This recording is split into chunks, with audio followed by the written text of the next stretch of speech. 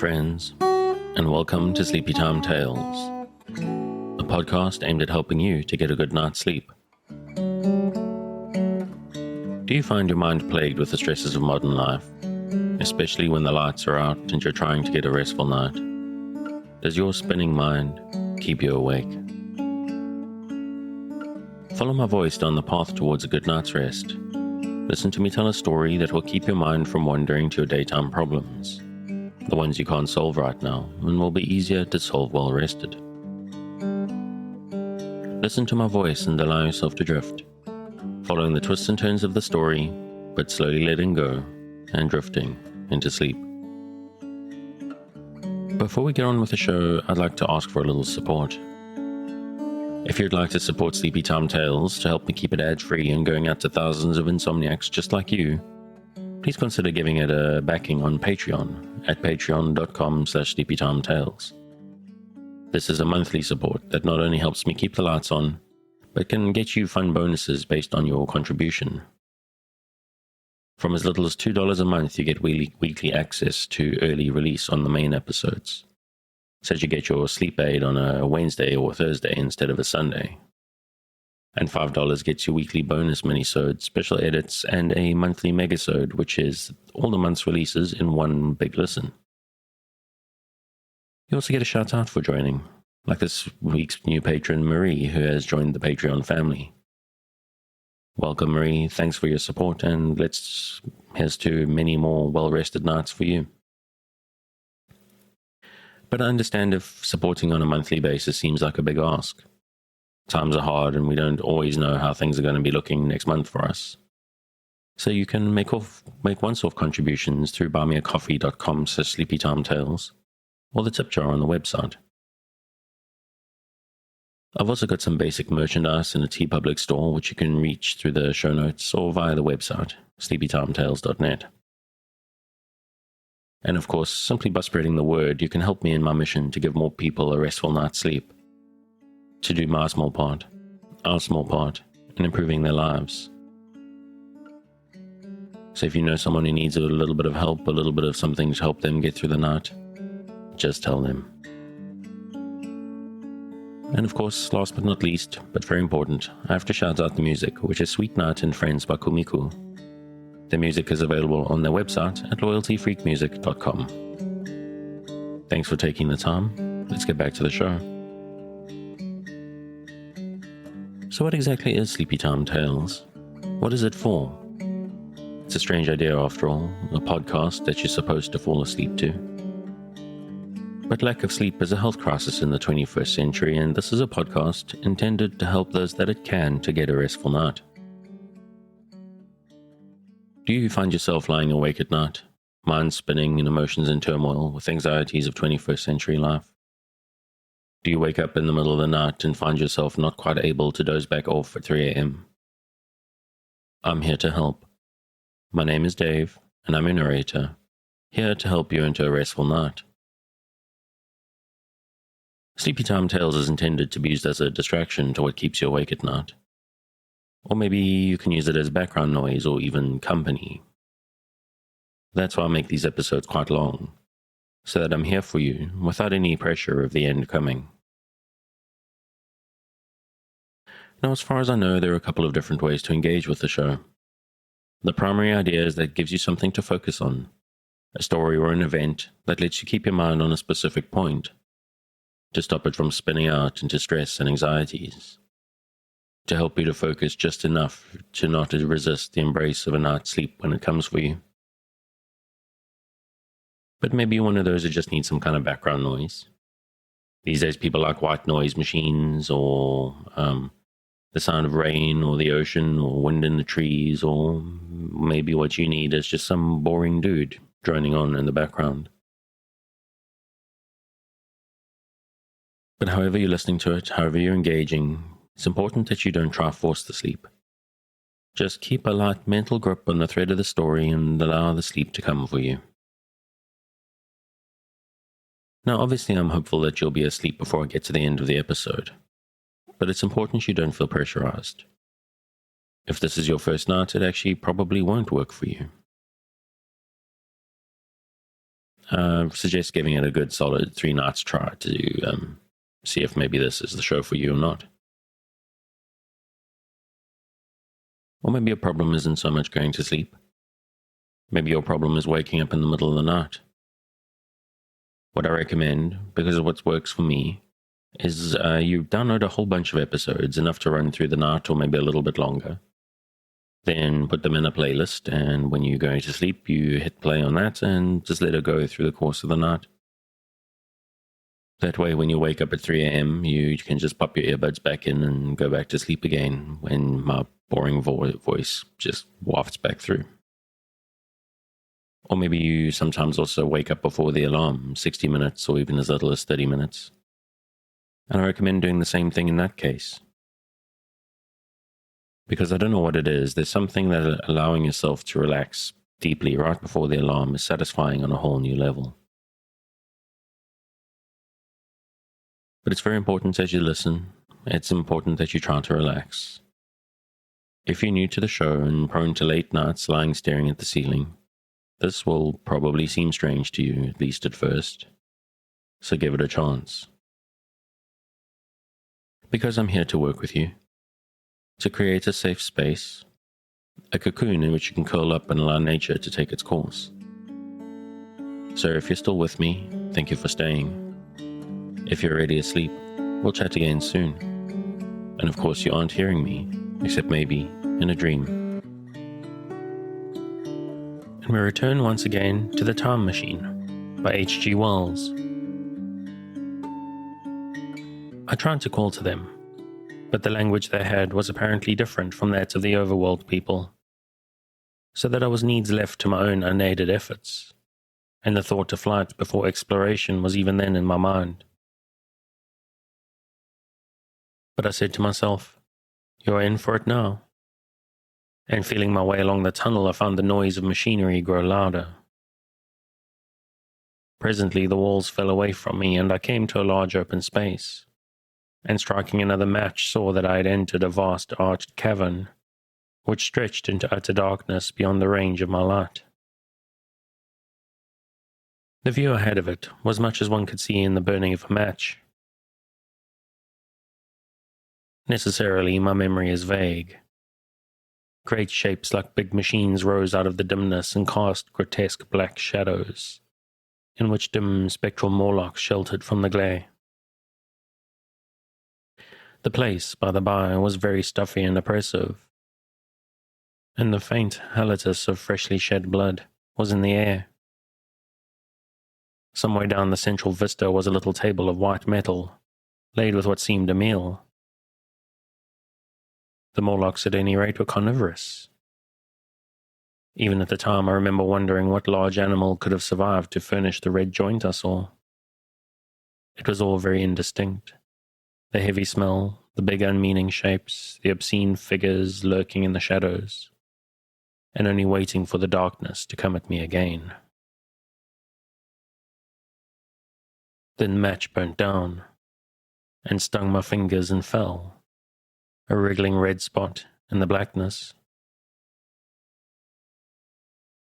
I have thought since how particularly ill-equipped I was for such an experience.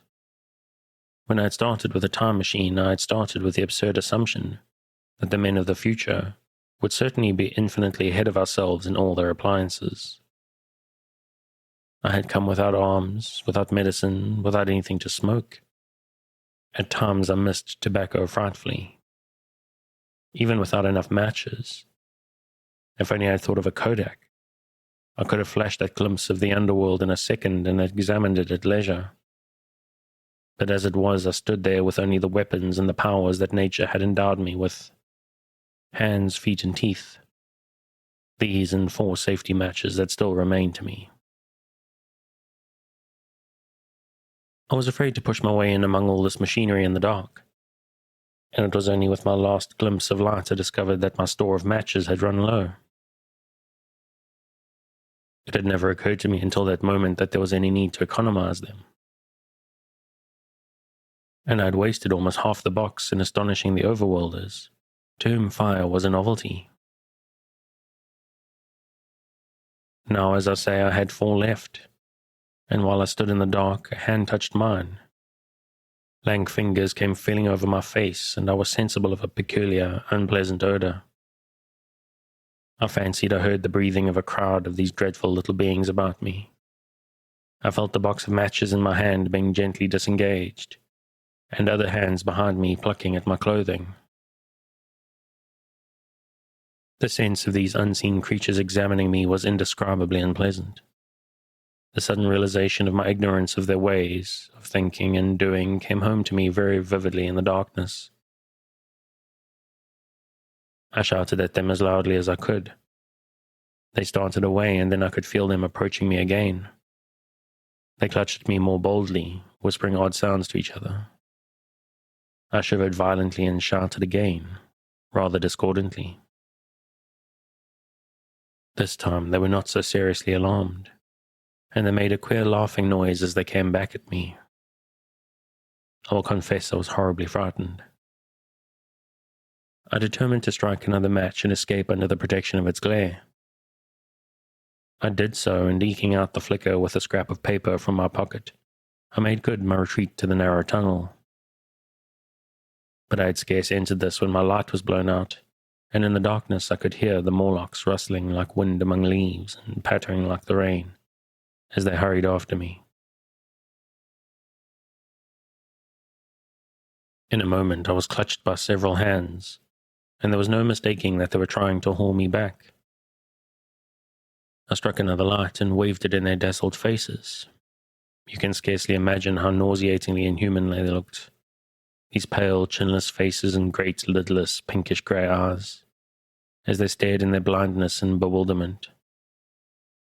But I did not stay to look, I promise you. I retreated again, and when my second match had ended, I struck my third. It had almost burned through when I reached the opening into the shaft. I lay down on the edge, for the throb of the great pump below had made me giddy. Then I felt sideways for the projecting hooks, and as I did so, my feet were grasped from behind, and I was violently tugged backwards. I lit my last match, and it incontinently went out. But I had my hand on the climbing bars now, and kicking violently, I disengaged myself from the clutches of the Morlocks, and was speedily clambering up the shaft, while they stayed peering and blinking up at me. All but one little wretch who followed me for some way, and well nigh secured my boot as a trophy. That climb seemed interminable to me. With the last 20 or 30 feet of it, a deadly nausea came upon me. I had the greatest difficulty in keeping my hold. The last few yards was a frightful struggle against this faintness. Several times my head swam, and I felt all the sensations of falling. At last, however, I got over the well mouth somehow and staggered out of the ruin into the blinding sunlight. I fell upon my face. Even the soil smelt sweet and clean. Then I remember Weena kissing my hands and ears and the voices of others among their loy. Then for a time I was insensible. When night came. Now indeed I seemed in a worse case than before. Hitherto, except during my night's anguish at the loss of the time machine, I had felt a sustaining hope of ultimate escape, but that hope was staggered by these new discoveries. Hitherto I had merely thought myself impeded by the childish simplicity of the little people, and by some unknown forces which I had only to understand to overcome. But there was an altogether new element in the sickening quality of the Morlocks, a something inhuman and malign. Instinctively I loathed them. Before I had felt as a man might feel who had fallen into a pit. My concern was with the pit and how to get out of it. Now I felt like a beast in a trap, whose enemy would come upon him soon. The enemy I dreaded may surprise you. That was the darkness of the new moon. Weena had put this into my head by some at first incomprehensible remarks about the dark nights. It was not now such a very difficult problem to guess when the coming dark nights might mean. The moon was on the wane. Each night there was a longer interval of darkness, and I now understood to some slight degree at least the reason of the fear for the little upperworld people for the dark. I wondered vaguely what foul villainy it might be that the Morlocks did under the new moon. I felt pretty sure now that my second hypothesis was all wrong. The upperworld people might once have been the favoured aristocracy, and the Morlocks their mechanical servants, but that had long since passed away. The two species that had resulted from the evolution of man were sliding down towards, or had already arrived at, an altogether new relationship. The Eloi, like the Carlovingian kings, had decayed to a mere beautiful futility.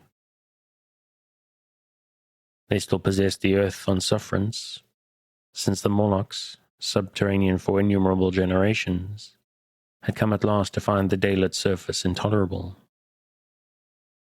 And the Morlocks made their garments, I inferred, and maintained them in their habitual needs, perhaps to the survival an old habit of service. They did it as a standing horse paws with his foot, or a man enjoys killing animals in sport, because ancient and departed necessities had impressed it on the organism.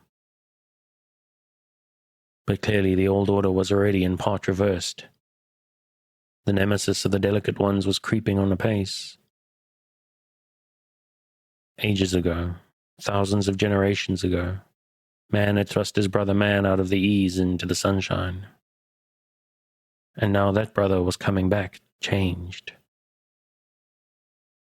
Already the Eloi had begun to learn one old lesson anew. They were becoming reacquainted with fear. And suddenly there came into my head the memory of the meat I had seen in the underworld. It seemed odd how it floated into my mind, not stirred up as it were by the current of my meditations, but coming in almost like a question from outside. I tried to recall the form of it. I had a vague sense of something familiar, but I could not tell what it was at the time. Still, however, helpless, the little people in the presence of their mysterious fear, I was differently constituted. I came out of this age of ours, this ripe prime of the human race, when fear does not paralyze and mystery has lost its terrors. I, at least, would defend myself. Without further delay, I determined to make myself arms and fastness where I might sleep. With that refuge as a base, I could face this strange world with some of that confidence I had lost, in realizing to what creatures night by night I lay exposed. I felt I could never sleep again until my bed was secure from them. I shuddered with horror to think how they must already have examined me. I wandered during the afternoon along the valley of the Thames, but found nothing that commended itself to my mind as inaccessible. All the buildings and trees seemed easily practicable to such dexterous climbers as the Morlocks, to judge by their wells, must be. Then the tall pinnacles of the palace of green porcelain and the polished gleam of its walls came back to my memory. And in the evening, taking Weena like a child upon my shoulder, I went up the hills towards the southeast.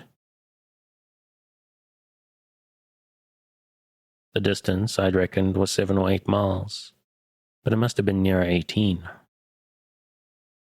I had first seen the place on a moist afternoon when distances are deceptively diminished. In addition, the heel of one of my shoes was loose and a nail was working through the sole. They were comfortable old shoes I wore about indoors, so that I was lame, and it was already long past sunset when I came in sight of the palace, silhouetted black against the pale yellow of the sky.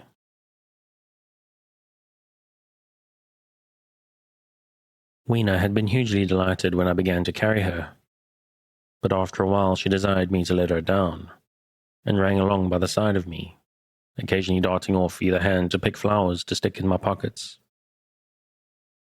My pockets had always puzzled Weena, but at the last she had concluded that they were an eccentric kind of vase for floral decoration. At least she utilized them for that purpose. And that reminds me, in changing my jacket I found The time traveler paused, put his hand into his pocket, and silently placed 2 withered flowers, not unlike very large white mallows, upon the table. Then he resumed his narrative. As the hush of evening crept over the world and we proceeded over the hill crest toward Wimbledon, Weena grew tired and wanted to return to the house of grey stone. But I pointed out the distant pinnacles of the palace of green porcelain to her, and contrived to make her understand that we were seeking a refuge there from her fear. You know that great pause that comes upon things before the dusk. Even the breeze stops in the trees. To me, there is always an air of expectation about that evening stillness. The sky was clear, remote, and empty save for a few horizontal bars far down in the sunset. Well, that night, the expectation took the color of my fears. In that darkling calm, my senses seemed preternaturally sharpened. I fancied I could even feel the hollowness of the ground beneath my feet. Could indeed almost see through it the Morlocks on their anthill going hither and thither, and waiting for the dark. In my excitement, I fancied that they would receive my invasion of their burrows as a declaration of war.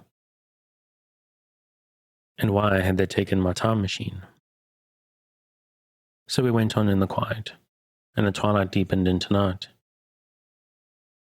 The clear blue of the distance faded, and one star after another came out. The ground grew dim and the trees black. Weena's fears and her fatigue grew upon her.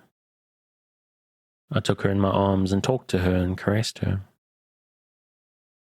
Then, as the darkness grew deeper, she put her arms around my neck, and closing her eyes, tightly pressed her face against my shoulder. So we went down a long slope into the valley, and there in the dimness almost walked into a little river. This I waded and went up the opposite side of the valley, past a number of sleeping houses, and by a statue, a faun or some such figure minus the head. Here too were acacias.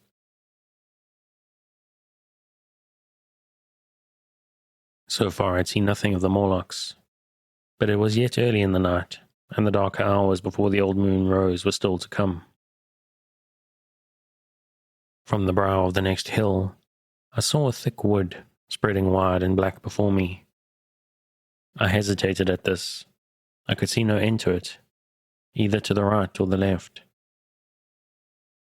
Feeling tired, my feet in particular were very sore.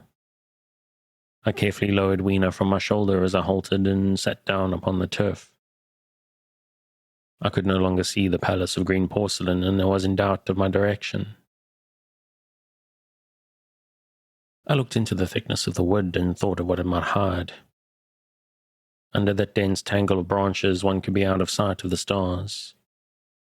Even were there no other lurking danger, a danger I did not care to let my imagination loose upon, there would still be all the roots to stumble over and the tree boles to strike against. I was very tired too after the excitements of the day, so I decided that I would not face it, but would pass the night upon the open hill. Weena, I was glad to find, was fast asleep. I carefully wrapped her in my jacket and sat down beside her to wait for the moonrise. The hillside was quiet and deserted, but from the black of the wood there came now and then a stir of living things. Above me shone the stars, for the night was very clear. I felt a certain sense of friendly comfort in their twinkling. All the old constellations had gone from the sky, however. That slow movement, which is imperceptible in 100 human lifetimes, had long since rearranged them in unfamiliar groupings. But the Milky Way, it seemed to me, was still the same tattered streamer of stardust as of yore. Southward, as I judged it, was a very bright red star that was new to me. It was even more splendid than our own green Sirius. And amid all these scintillating points of light, one bright planet shone kindly and steadily like the face of an old friend. Looking at these stars suddenly dwarfed my own troubles, and all the gravities of terrestrial life. I thought of their unfathomable distance and the slow, inevitable drift of their movements out of the unknown past into the unknown future. I thought to the great processional cycle that the pole of the earth describes. Only 40 times had that silent revolution occurred during all the years that I had traversed. And during these few revolutions, all the activity, all the traditions, the complex organizations, the nations, languages, literatures, aspirations, even the mere memory of man as I knew him had been swept out of existence. Instead were these frail creatures who had forgotten their high ancestry, and the great white things of which I went in terror. Then I thought of the great fear that was between the two species, and for the first time, with a sudden shiver, came the clear knowledge of what the meat I had seen might be. Yet it was too horrible. I looked at little Weena sleeping beside me, her face white and star-like among the stars, and forthwith dismissed the thought. Through that long night I held my mind off the Morlocks as well as I could, and whiled away the time by trying to fancy I could find signs of the old constellations in the new confusion. The sky kept very clear, except for a hazy cloud or two. No doubt I dozed at times. Then, as my vigil wore on, came a faintness in the eastward sky, like the reflection of some colourless fire, and the old moon rose, thin and peaked and white. And close behind and overtaking it and overflowing it, the dawn came, pale at first and then growing pink and warm. No Morlocks had approached us. Indeed, I had seen none upon the hill that night, and in the confidence of renewed day it almost seemed to me that my fear had been unreasonable. I stood up and found my foot with a loose heel swollen at the ankle and painful under the heel. So I sat down again, took off my shoes and flung them away. I wakened Weena, and we went down into the wood, now green and pleasant instead of black and forbidding. We found some fruit wherewith to break our fast. We soon met others of the dainty ones, laughing and dancing in the sunlight as there was no such thing as nature in the night. And then I thought once more of the meat that I had seen. I felt assured now of what it was, and from the bottom of my heart I pitied this last feeble roll from the great flood of humanity. Clearly at some time in the long ago of human decay, the Morlock's food had run short. Possibly they had lived on rats and such like vermin. Even now man is far less discriminating and exclusive in his food than he was, far less than any monkey. His prejudice against human flesh is no deep-seated instinct, and so these inhuman sons of men. I tried to look at the thing in a scientific spirit. After all, they were less human and more remote than our cannibal ancestors of 3,000 or 4,000 years ago. And the intelligence that would have made this state of things a torment had gone. Why should I trouble myself? These Eloi were mere fatted cattle, which the ant-like Morlocks preserved and preyed upon, probably saw to the breeding of. And there was Weena dancing at my side. Then I tried to preserve myself from the horror that was coming upon me by regarding it as a rigorous punishment of human selfishness. Man had been content to live in ease and delight upon the labours of his fellow man, had taken necessity as his watchword and excuse, and in the fullness of time necessity had come home to him. I even tried a Carlyle-like scorn of this wretched aristocracy in decay. But this attitude of mind was impossible. However great their intellectual degradation, the Eloi had kept too much of the human form not to claim my sympathy, and to make me perforce a sharer in their degradation and their fear. I had at that time very vague ideas as to the course I should pursue. My first was to secure some safe place of refuge, and to make myself such arms of metal or stone as I could contrive. That necessity was immediate. In the next place, I hoped to procure some means of fire that I should have the weapon of a torch at hand, for nothing, I knew, would be more efficient against these Morlocks. Then I wanted to arrange some contrivance to break open the doors of bronze under the White Sphinx. I had in mind a battering ram. I had a persuasion that if I could enter those doors and carry a blaze of light before me, I should discover the time machine and escape. I could not imagine the Morlocks were strong enough to move it far away. Weena had resolved to bring with me to our own time, and turning such schemes over in my mind, I pursued our way toward the building which my fancy had chosen as our dwelling.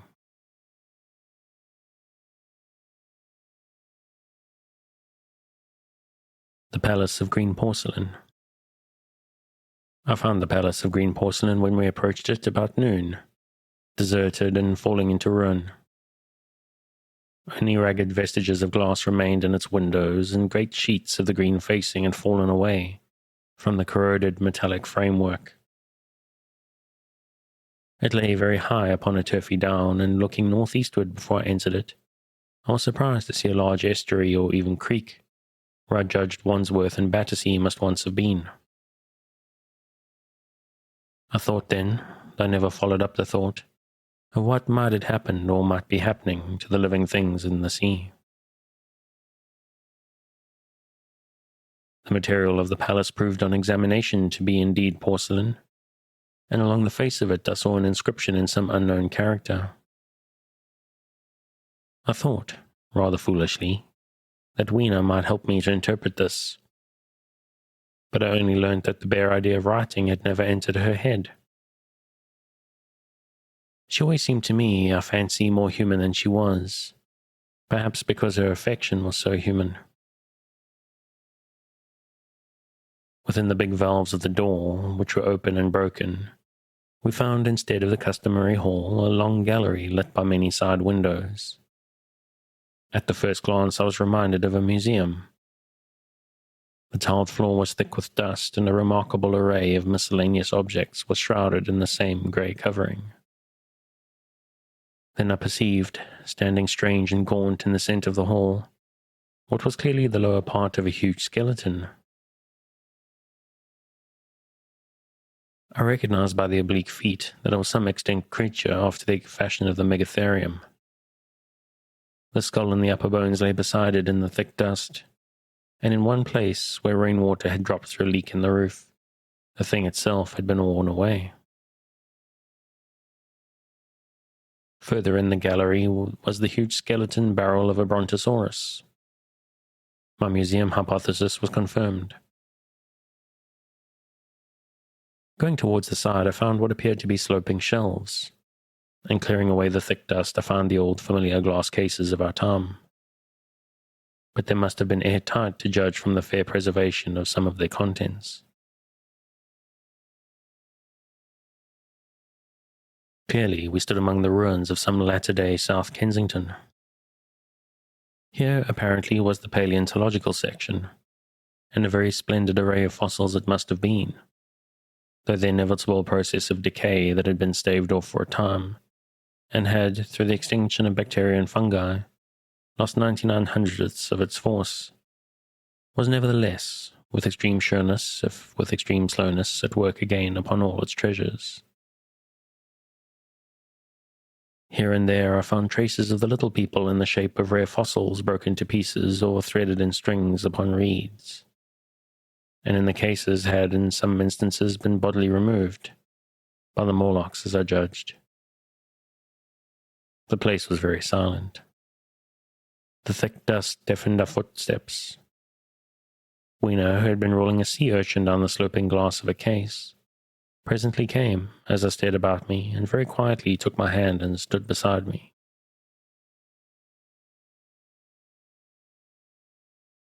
At first I was so much surprised by this ancient monument of an intellectual age that I gave no thought to the possibilities it presented. Even my preoccupation about the time machine receded a little from my mind.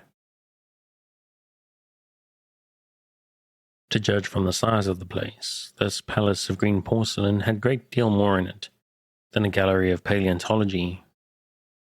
Possibly historical galleries. It might even be a library. To me, at least in my present circumstances, that would be vastly more interesting than this spectacle of old-time geology in decay. Exploring, I found another short gallery running transversely to the first. This appeared to be devoted to minerals, and the sight of a block of sulfur set my mind running on gunpowder. But I could find no saltpeter. Indeed, no nitrates of any kind. Doubtless they had deliquesced ages ago. Yet the sulfur hung in my mind and set up a train of thinking. As for the rest of the contents of that gallery, though on the whole they were the best preserved of all I saw, I had little interest. I'm no specialist in mineralogy, and I went down a very ruinous aisle running parallel to the first hall I had entered. Apparently this section had been devoted to natural history, but everything had long since passed out of recognition. A few shriveled and blackened vestiges of what had once been stuffed animals, desiccated mummies in jars that had once held spirit, a brown dust of departed plants, that was all. I was sorry for that, because I should have been glad to trace the patient readjustments by which the conquest of animated nature had been attained. Then we came to a gallery of simply colossal proportions, but singularly ill-lit. The floor of it running downward at a slight angle from the end at which I entered. At intervals, white globes hung from the ceiling, many of them cracked and smashed, which suggested that originally the place had been artificially lit. Here I was more in my element, for rising on either side of me were the huge bulks of big machines, all greatly corroded and many broken down, but some still fairly complete. You know I have a certain weakness for mechanism, and I was inclined to linger among these. The more so as for the most part they had the interest of puzzles, and I could only make the vaguest guesses at what they were for. I fancied that if I could solve their puzzles, I should find myself in possession of powers that might be of use against the Morlocks. Suddenly, Weena came very close to my side. So suddenly that she startled me. Had it not been for her, I do not think I should have noticed that the floor of the gallery sloped at all. Footnote: it may be, of course, that the floor did not slope, but that the museum was built into the side of a hill. The end that I'd come in at was quite above ground, and was lit by rare slit-like windows. As you went down the length, the ground came up against these windows, until at last there was a pit like the area of a London house before each, and only a narrow line of daylight at the top. I went slowly along, puzzling about the machines, and had been too intent upon them to notice the gradual diminution of the light, until Weena's increasing apprehensions drew my attention. Then I saw that the gallery ran down at last into a thick darkness. I hesitated, and then as I looked around me, I saw that the dust was less abundant, and its surface less even. Further away towards the dimness appeared to be broken by a number of small, narrow footprints. My sense of the immediate presence of the Morlocks revived at that.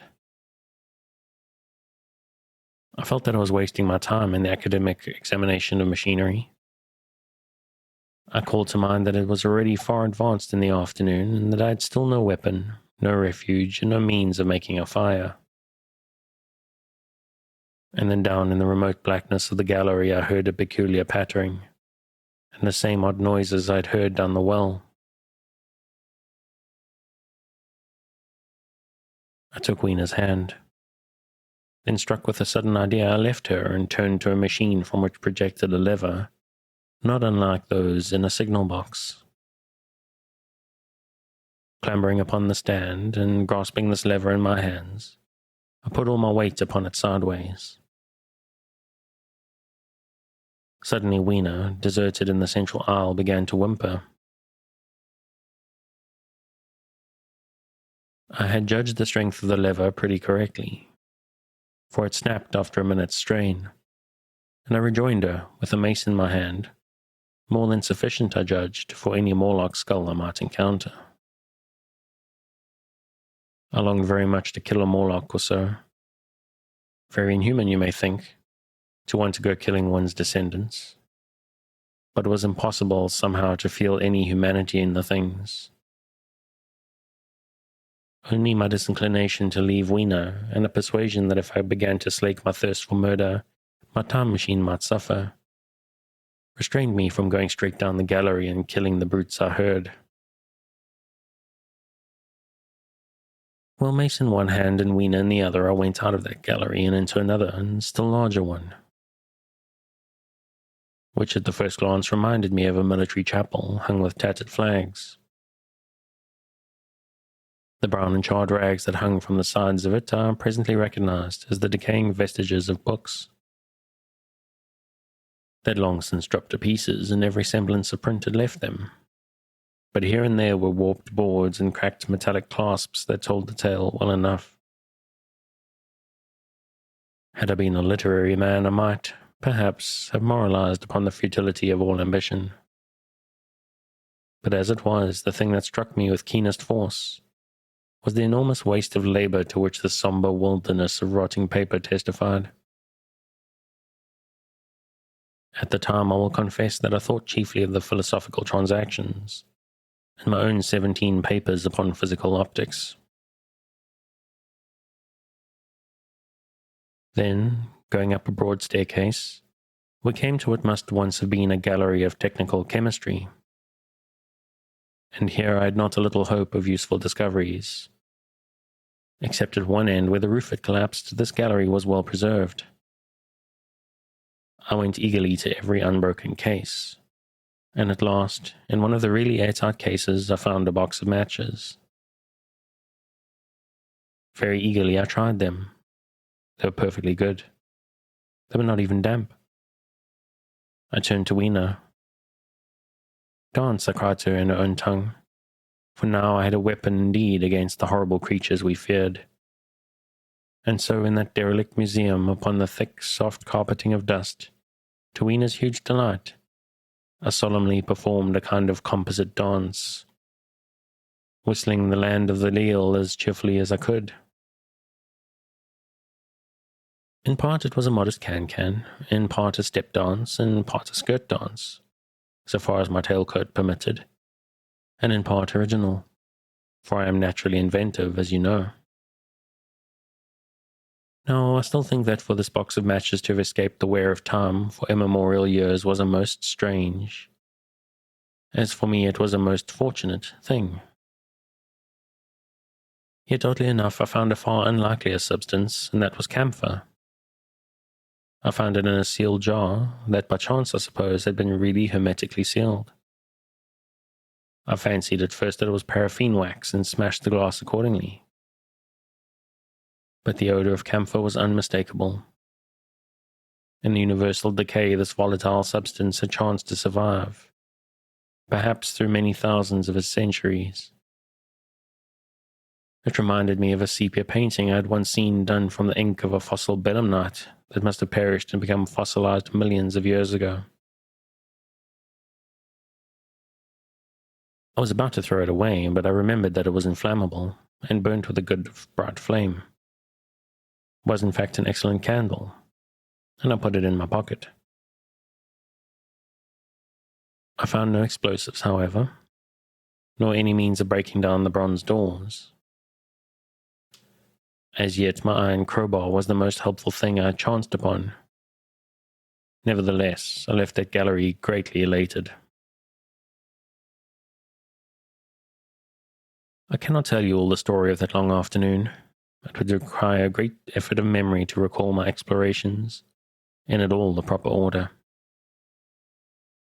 I remember a long gallery of rusting stands of arms, and how I hesitated between my crowbar and a hatchet or a sword. I could not carry both, however, and my bar of iron promised best against the bronze gates. There were numbers of guns, pistols, and rifles. The most are masses of rust, but many were of some new metal and still fairly sound. but any cartridges or powder there may have been had rotted into dust. One corner I saw was charred and shattered, perhaps I thought by an explosion among the specimens.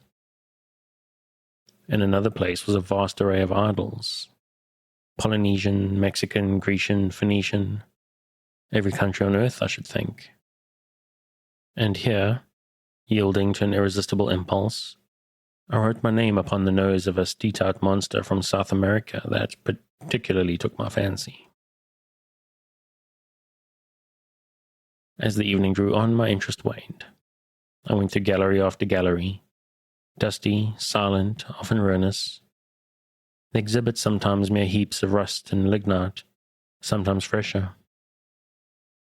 In one place I suddenly found myself near a model of a tin mine, and then by the merest accident I discovered in an airtight case 2 dynamite cartridges.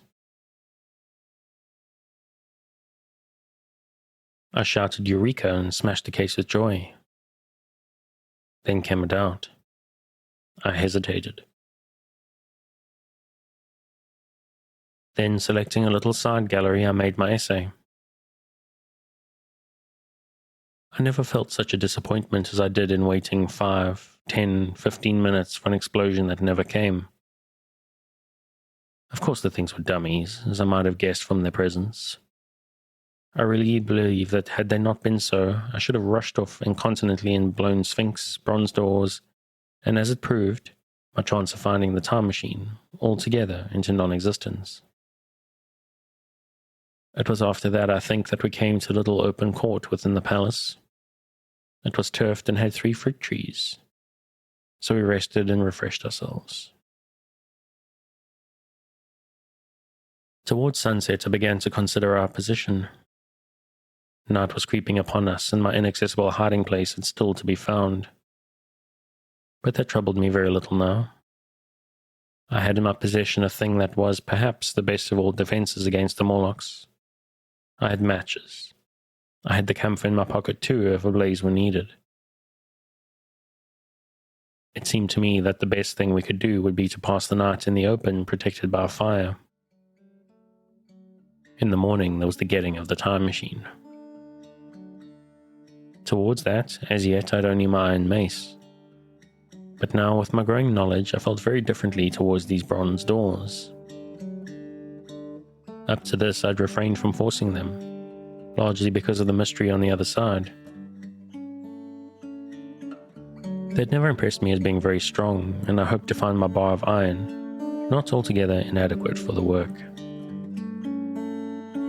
And I think I'm going to leave it there. As always, if you want to pick up where we've left off, you can find the original on Project Gutenberg at the link in the show notes.